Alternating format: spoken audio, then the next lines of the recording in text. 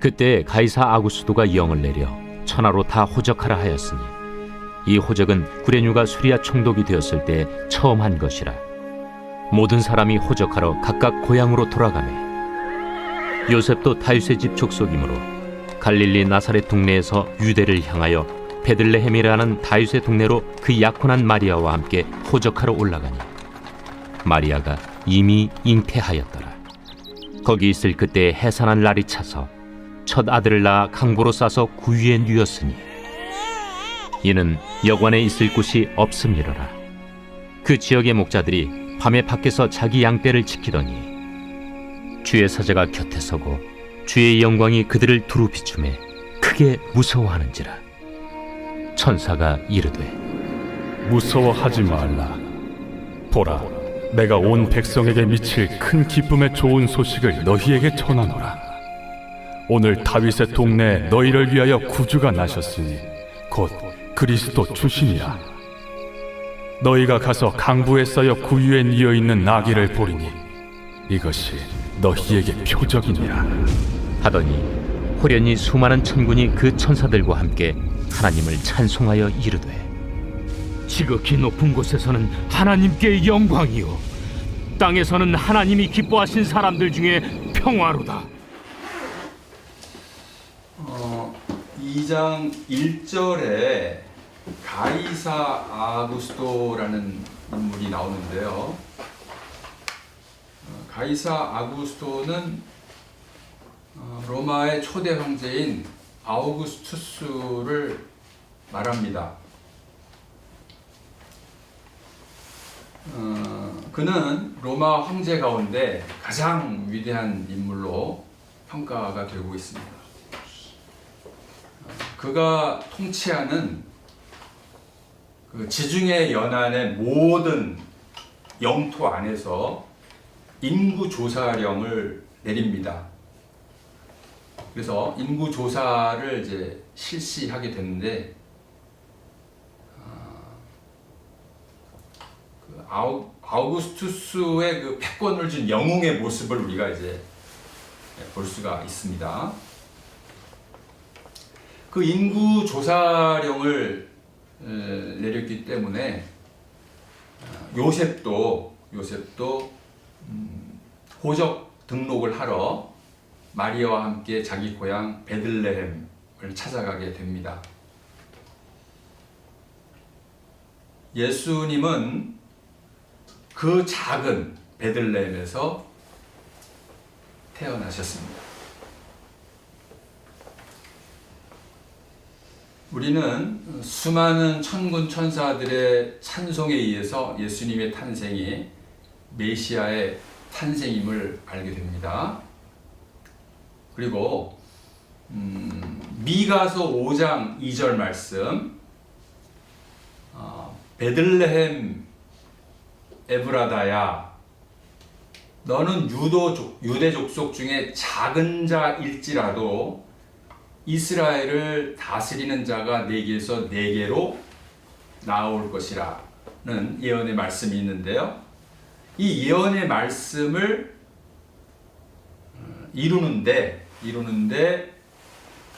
아우구스투스 황제가 도구로 사용이 되는 하나님의 놀라운 섭리를 발견할 수가 있습니다. 아우구스투스 황제가 누구입니까? 잠깐 그에 대해서 말씀을 좀 드리죠. 너무나 유명하신 분이니까 알겠지만 그래도 잠깐 말씀을 좀 드리면, 아우구스투스 황제는 공화정 시대의 황제인 가이사 줄리우스죠. 율리우스라고도 하는데요. 아마 줄리어스 시저라는 이름으로 아마 더 익숙하게 알려져 있을 건데요. 그의 양자입니다. 친아들이 아니고요. 그의 본 이름은 옥타비아누스고요. 아우구스투스라는 칭호는 원로원에서 그에게 붙여준 칭호이고요. 그 뜻은 존엄한 자라는 뜻입니다. 그의 양부인 줄리어스 시저가 암살을 당하자 줄리어스 시저의 유언대로, 아버지의 유언대로 그는 후계자가 되었습니다. 그런데 그가 후계자로 지목은 받았지만 황제가 되어가는 그 과정은 매우 몹시 험난했습니다. 일단 정적들이 너무나 많았고요. 그 중에서 특히 안토니우스는 황제의 자리가 자기 거라고 당연히 여겼던 사람입니다. 그리고 실권을 다 장악하고 있었습니다. 그래서 옥타비아누스는 그에게 맞서지 않고 점점 세력을 확장시켜 나아가다가 소위 삼두 정치라고 하면서 영토를 분할해서 이제 통치를 하게 되고요. 그러다 결정적으로 BC 31년 악티움 해전에서 클레오파트라와 연합한 안토니우스를 물리칩니다. 그리고 그는 로마의 초대 황제가 되었습니다. 아우구스투스 이후 200년간 로마는 평화를 누리게 됩니다. 여기서 팍스 로마나라는 그런 말이 나오게 되죠.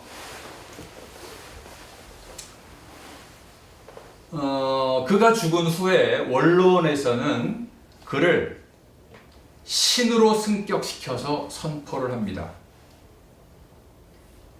메르길리우스라는 로마 시인이 있는데요. 그가 이렇게 말합니다. 아우구스투스의 탄생은 이 땅의 복음이다. 그리고 그로 인해서 평화의 시대가 왔다라고 하면서 아우구스투스를 신격화하고 찬양을 합니다.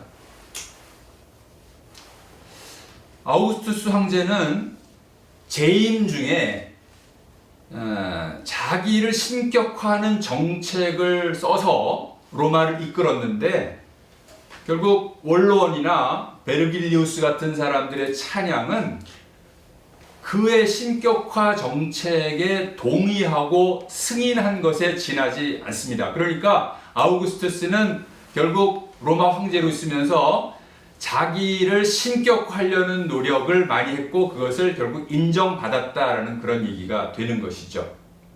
여기서 우리가 마태복음 23장 12절을 생각하게 됩니다. 뭐냐면 누구든지 자기를 높이는 자는 낮아질 것이고 누구든지 자기를 낮추는 자는 높아지리라 는 그런 말씀입니다. 그러니까 아우구스투스 탄생의 복음은 자기를 높임으로 인해서 낮아지는 세상 복음이고요.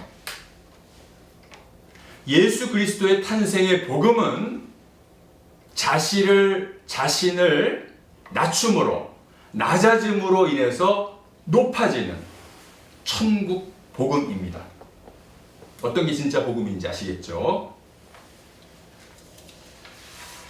그런데 천국 복음보다 세상 복음을 중시하려는 너무나 많은 사람들이 이 성탄절을 왜곡시켰습니다. 지금부터 성탄절의 왜곡된 역사를 좀 살펴보려고 합니다. 그러면 초대교회에서는요,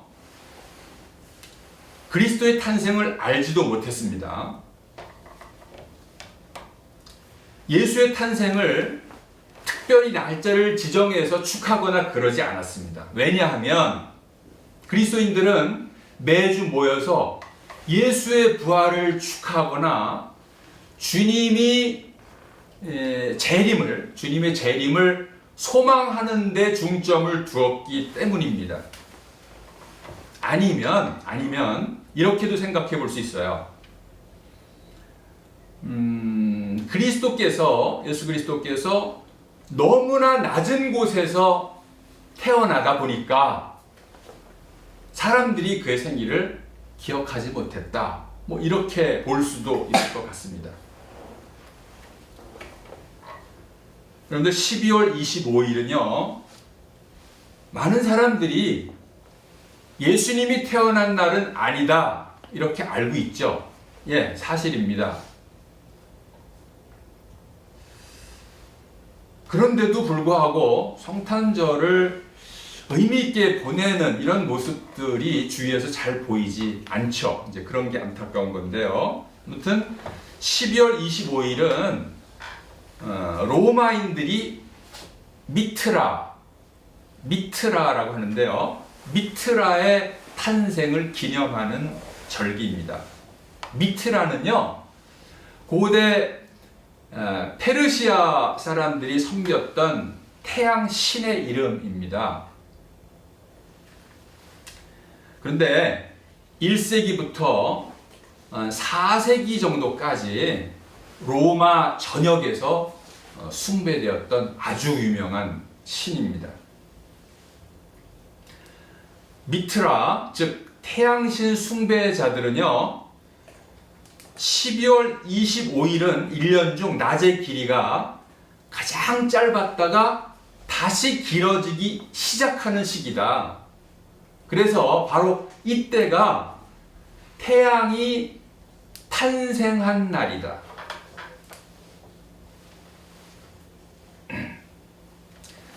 태양이 새로 탄생하여 아주 힘이 강해졌다 라고 해서 태양 탄생일로 지정하고 로마 전역에서 대규모의 축제를 벌이면서 놀았습니다. 이때 사람들은 아주 특별한 음식을 장만해서 먹었고요. 그렇게 이제 기록이 되어 있습니다. 푸른 나무 잎들로 집을 장식했고요. 그리고 노래를 불렀고요. 그리고 과일, 양초, 인형 등의 선물을 주고받는 그런 행사를 했다고 합니다. 성별, 계급, 신분의 구별 없이 무슨 경기나 연회 등에 참석을 해서 즐겼고요. 특히 가면을 쓰고 술잔치에 이렇게 참여해서 즐겼다는 그런 기록들이 있다고 합니다. 그런데 어떻게 태양신 탄생일이 성탄절로 둔갑을 했을까요? 조금만 더 배경을 좀 보겠습니다. 근데 콘스탄티누스 황제를 아시죠? 제가 설교 시간에 이제 이분 이름을 몇 번씩 언급을 했는데요. 이분이 기독교를 이제 공인을 하고 교회에 대한 우호적인 조치를 많이 취했죠. 그래서 교회가 많이 팽창됐습니다. 양쪽으로 많이 팽창이 됐는데 그러나 기독교의 복음의 순수성은 상실되었습니다. 여러분들, 교회는요, 순교를 각오한 신자들이 모이는 곳이라고 그 당시까지만 해도 인식이 되었던 곳입니다. 그런 게 교회예요. 죽으면 죽으리라 이러면서 교회에 모여서 예수님이 오실 때까지 나는 이 고난을 다 이겨내리라, 끝까지 버티고 기다리리라, 이런 사람들이 모여서 교회에서 주님의 부활을 축하하고 주님 다시 오시기를 갈망하고 이러면서 예배를 했던 곳이 교회입니다. 그런데 이런 교회에 정치적 야심이나 세속적 욕망을 품은 이교도들이 마구마구 들어오기 시작하는 거예요.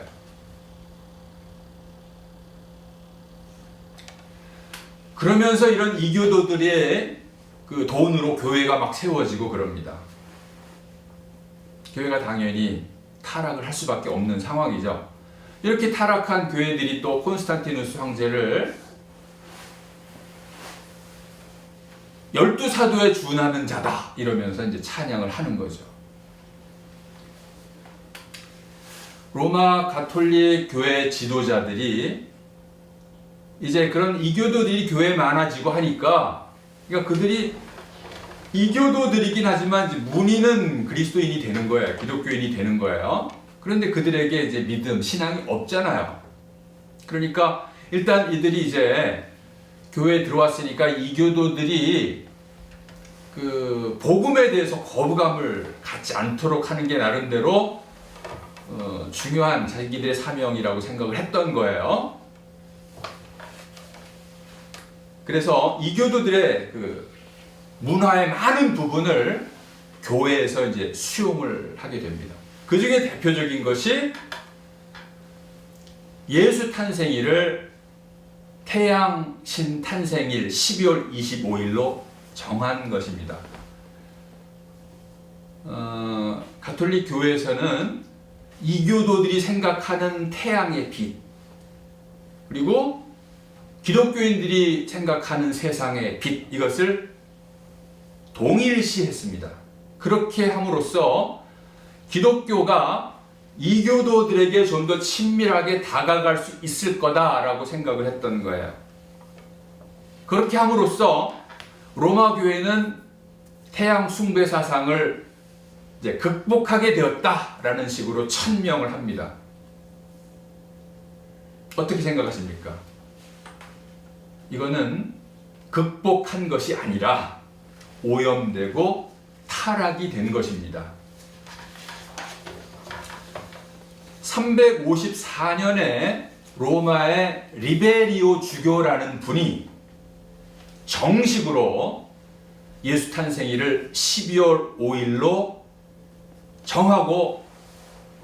정하게 되었죠. 역사 기록에 이제 남기 시작하는 부분입니다.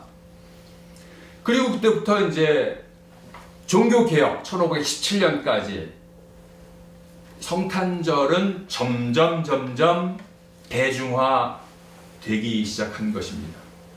복음이 세속화되면서 대중화된 것입니다. 종교개혁 이후에 경건한 프로테스탄트들, 청교도들이 성탄절 지키는 것에 대해서 적극적으로 반대를 했습니다. 그러나 오래가지 못했고 무산되었습니다. 그리고 오늘날까지 성탄절의 세속화, 대중화는 계속 발전되어 왔다라고 생각하시면 됩니다. 여러분들, 성탄절 문화가 왜 이런가? 지금 여러분들이 이 설교를 들으면서 생각을 좀 깊게 하지 않았었던 적에도 아마도 그런 생각을 조금 하지 않았을까 이런 생각이 드는데, 조금씩 의문을 풀게 될 거라고 생각을 합니다. 여러분, 청교도들이 왜 성탄절을 반대를 했을까요? 단적으로 이렇게 말할 수 있습니다. 성탄절 안에는 미트라 숭배가 있었습니다. 태양신 숭배가 있었습니다. 무늬만 성탄절이라는 사실을 알았기 때문에 이들이 적극적으로 반대를 했던 것입니다. 그 안에는 세상 복음이 딱 들어앉아 있다라는 사실을 알았기 때문에 이들이 적극적으로 반대를 했던 것입니다. 미트라 숭배가 뭐죠? 미트라 숭배, 태양신 숭배, 그리고 넘어가면 됩니까? 간단히 제가 말씀드릴게요. 태양은 제가 아까 고대 페르시아에서 섬겼다라는 식으로 말을 했는데, 사실은 그 이전에 여러 곳에서 숭배 대상이 되었던 대상입니다. 힘과 풍요를 상징하죠. 그래서 그 태양신 앞에서 사람들이 경배를 하고 또 그를 즐겁게 해줍니다. 왜죠? 왜 경배하고 왜 그를 즐겁게 하죠? 자신들에게도 태양의 그런 힘과 풍요로움을 갖고 싶은 거야. 그런 걸 누리고 싶다는 그런 소망, 갈망이 깔려 있는 겁니다. 모든 우상 숭배가 원리는 다 똑같습니다. 그 우상에게 절하고 그에게 기쁨을 줌으로 해서 나의 욕망을 해소하고 나의 소원을 이루고자 하는 것, 그런 것들이 모든 우상 숭배의 영적인 원리입니다. 많은 교회가 성탄절을 맞아 우리를 구원하신 예수님의 생일을 축하한다고 합니다. 그러면서 트리를 장식하죠. 또 예배당을 아름답게 꾸미죠. 공연을 합니다. 그러면서 축하 행사에 많이 치중하는 면을 보게 됩니다. 크리스마스 때 교회 안의 풍경을 보면 특히 교육자들을 중심으로 굉장히 바쁘게 움직입니다. 왜 저들이 저렇게 바쁠까요? 행사 준비하느라고요. 행사 준비하느라고 바빠서 제대로 얼굴 마주보고 대화하기도 좀 힘들 정도로. 축하 행사를 통해서 주님을 기쁘시게 하면 주님은 우리를 축복하고 우리에게 평화를 주실 것이다 라는 그런 믿음을 갖고 있는 것 같습니다. 여러분들 과연 그렇습니까? 잘 들어보세요. 14절에 보면요, 14절, 땅에서는 하나님이 기뻐하시는 사람들 중에 평화로다. 이게 무슨 말입니까? 하나님이 기뻐하시는 자들 중에 평화로다.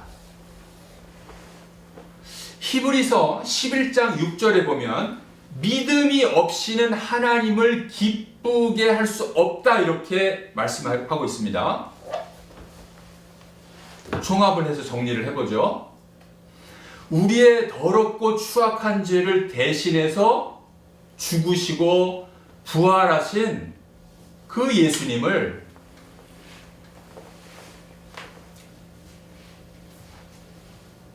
그 예수님이 이 땅에 오셨다는 그 믿음, 그 믿음이 주님을 기쁘시게 한다는 거죠.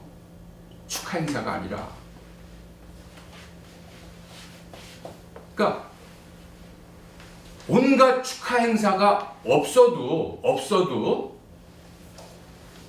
진정한 믿음으로 우리가 예배하고 예배를 통해서 주님을 가깝게 만나고 진지하게 만나고 그랬을 때 주님이 기뻐하시고 그걸로 충분하다는 얘기예요. 이런 축하 행사들은 주님이 기뻐하시는 게 아니라 미트라가 기뻐합니다. 미트라.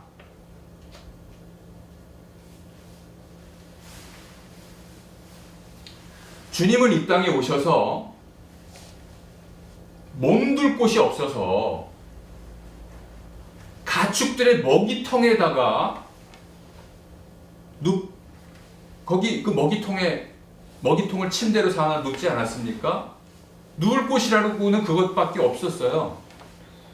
그리고 헤롯 왕이 유대인의 왕이 태어났다는 소식을 듣자마자 무슨 짓을 했습니까? 베들레헴에 갓 태어난 아기들을 모조리 다 죽여버렸어요. 그리고 예수님은 애굽으로 피신을 했습니다. 예수님이 다니면서 기적을 일으키셨죠. 당신이 그리스도다, 하나님의 아들이다라는 것을 사람들에게 보여줬죠. 하지만 거의 대부분 예수님의 생활은요, 방랑 생활이었어요. 고달픈 생활을 했습니다.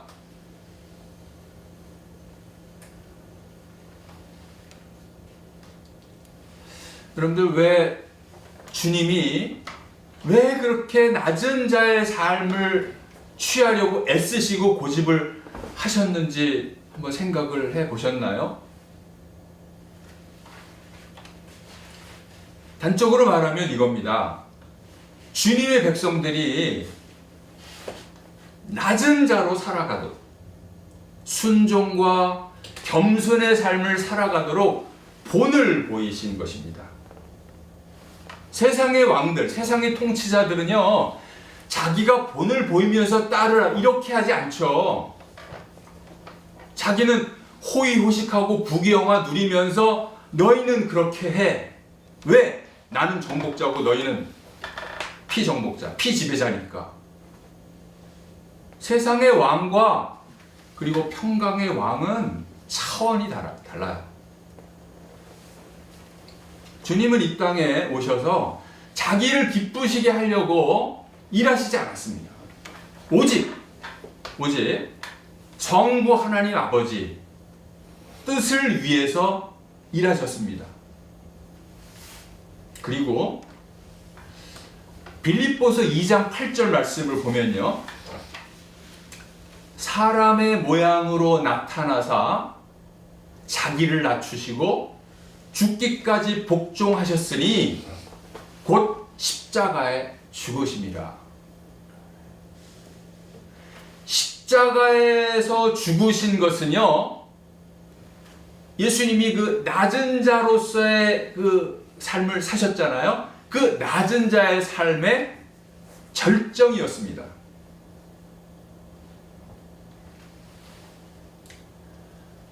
여러분들, 왜 천사들이 하필이면 목자들에게 나타나서, 제일 먼저 나타나서 예수님 탄생의 소식을 전했을까요?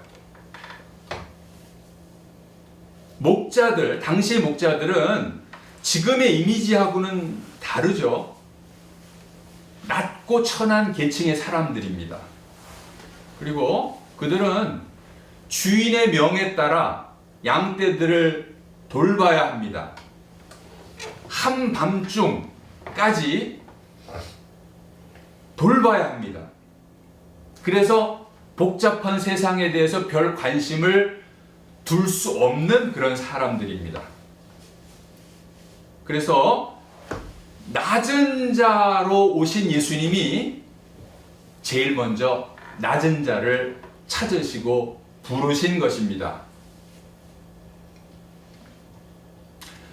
누가복음 6장 21절 말씀에 지금 줄인 자는 복이 있나니 너희는 배부름을 얻을 것이요, 지금 우는 자는 복이 있나니 너희는 웃을 것이미요. 또 이런 말씀도 있습니다. 24절 말씀인데요, 그러나 화 있을진저 부요한 자여 너희는 너희의 위로를 이미 얻었도다, 이렇게 말씀하십니다. 하늘그림의 가족 여러분,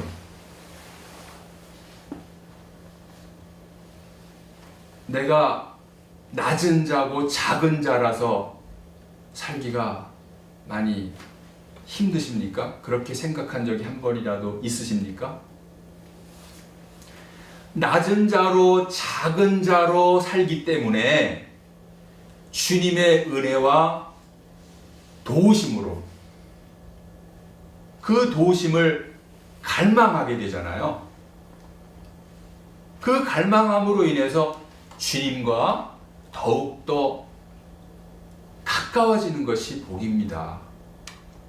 그 복을 여러분들은 누려야 합니다. 낮은 자고 작은 자이기 때문에 천국에서 받게 되는 위로와 배부름이 있습니다. 그것을 여러분들이 소망하며 사시기 바랍니다. 이 배부름은 영적 배부름을 의미합니다.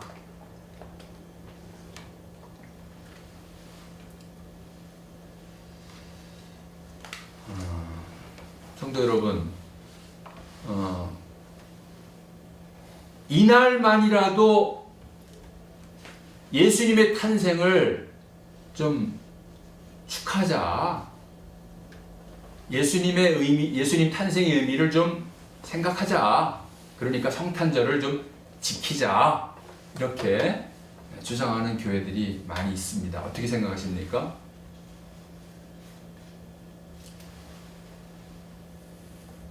이날만이라도 이 말이 좀 거슬리지 않습니까?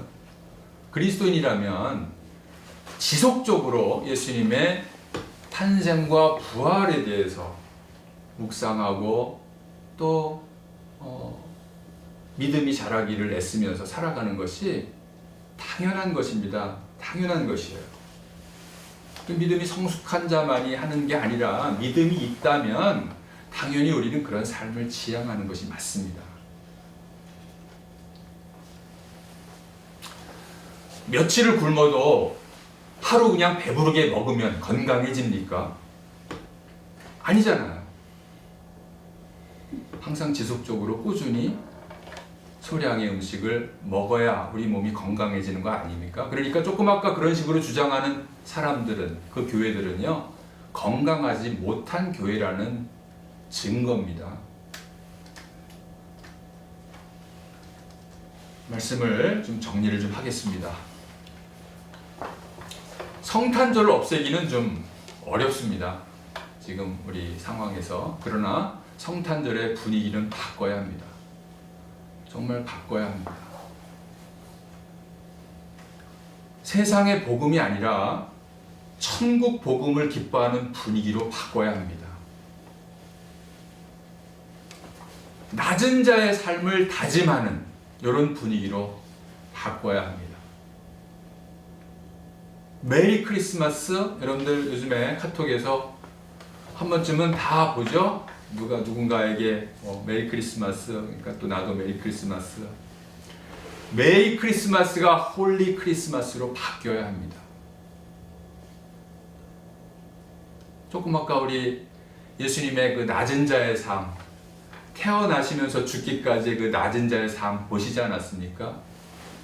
여러분 어떻게 예수님이 죽으시기 위해서 이 땅에 오셔서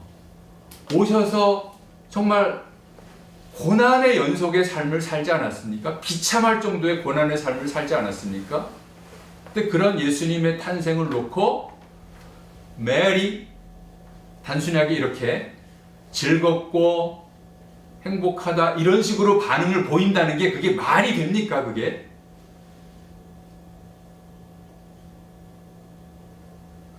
너무나 저는 메리라는 말 자체가 나쁜 말은 아닌데 적어도 이런 분위기에 사용하기에는 전혀 적합하지 않은 단어라는 얘기죠. 홀리 크리스마스가 그나마 좀 적절하지 않을까.